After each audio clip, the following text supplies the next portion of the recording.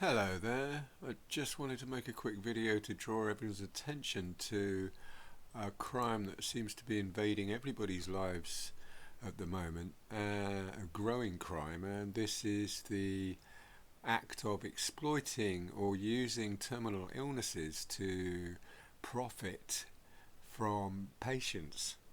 And this, of course, involves hiding cures to terminal illnesses, terminal chronic illnesses, with a view to financially exploiting patients, as many as possible, until the day they die. And this came to my attention. This is from a personal point of view. In about 2012, when I drew this picture here for my local MP as part of a presentation to raise his awareness to what I could see was shocking exploitation of cancer patients after suffering over 17 years of abuse. That was by the time I drew this in 2012.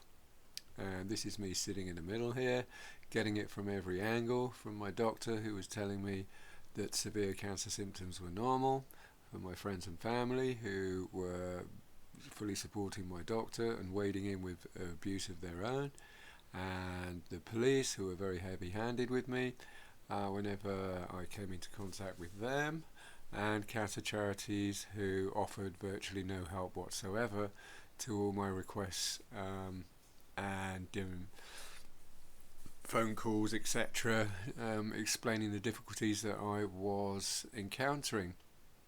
Now, this problem initially came to my attention when I noticed an overlap between the problems sinus cancer patients like myself have suffered and what those of COVID-19 patients are suffering.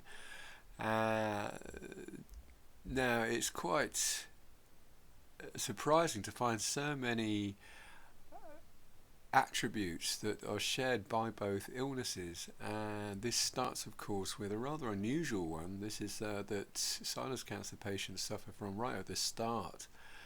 Patients lose taste and smell. This is suffering I suffered from quite severely, and COVID-19 patients have recently complained of the same problem.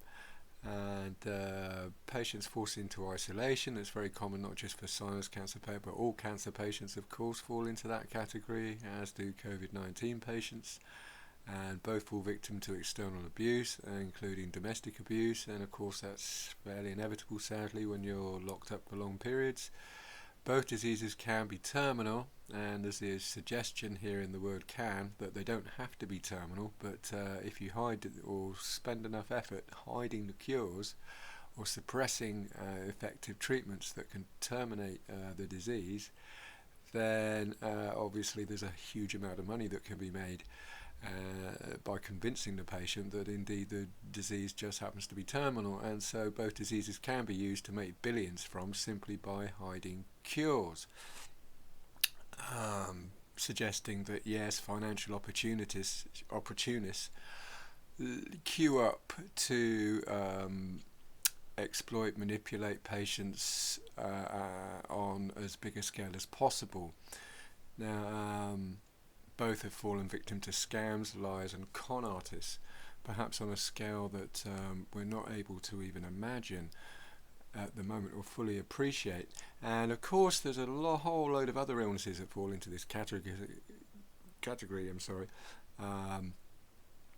that all should be included as part and parcel of this web of exploitation, medical exploitation, that starts with a short list of terminal illnesses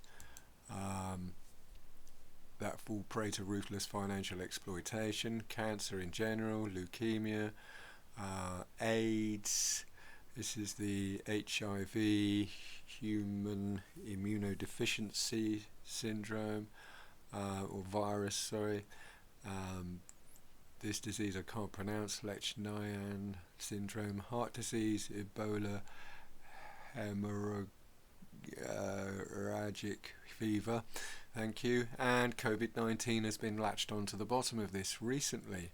And we can already see how this list is growing, which is very surprising, really, considering that these illnesses are not just thousands of years old; they're millions of years old. And by this time, in this modern so-called civilized era that we're living in, we should have at least found permanent solutions to many of these illnesses by now. But of course, there's too much money in that, as we shall see in a moment. Or perhaps you can appreciate already. And of course, you can add to this list, this is the chronic conditions, ones that are not quite so serious and will not necessarily end a patient's life as abruptly as terminal illnesses do, but still will be with a patient for the rest of their life in the majority of cases, and therefore fall into the category of possible diseases that can be exploited by financial third parties and opportunists. And of course, this is again a very long list of illnesses that have been capitalized on by drug companies now for at least 100 years, and for that reason have not therefore been the victim of or the subject of any research that has been able to find a permanent cure to any of these conditions, quite simply again because there's too much money to be made out of it. Now, in my particular case, I came down with sinus cancer, and the reason for that I will touch upon in a moment.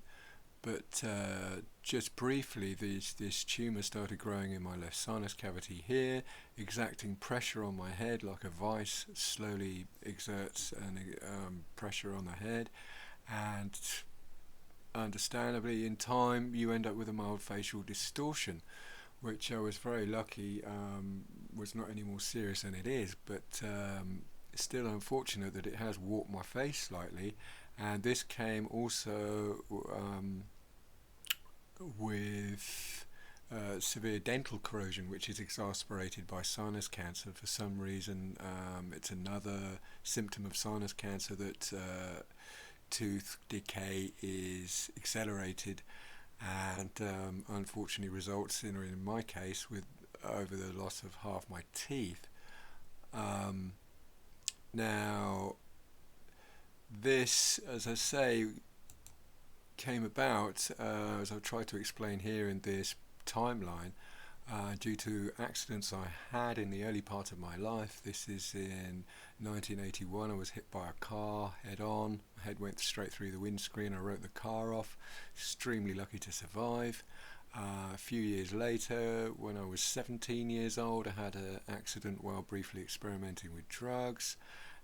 When somebody swapped a wrapper of amphetamine for some washing powder, which I then realised, or some years later, was 90% bleach, as is all washing powder, which inevitably, very sadly, ended up in the manifestation of a tumour in my sinus cavity. This is 11 years later, in 1995.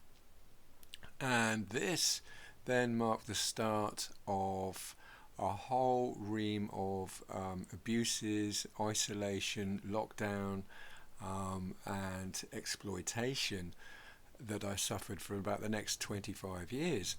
So this red line here is how long I've battled cancer for.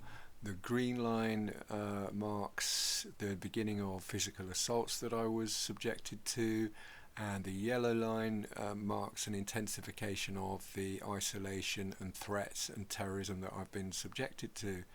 And since the cancer first started in 1995, and the physical, like I said, the isolation was virtually forced on me from day one, simply because my symptoms were so severe that I was not deemed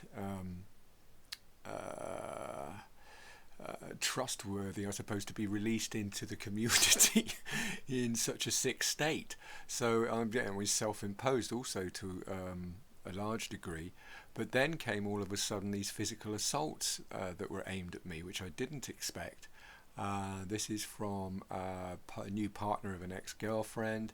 Suddenly came at me with a brick one day because he decided he didn't want me visiting my son anymore. And this marked the beginning of a whole string of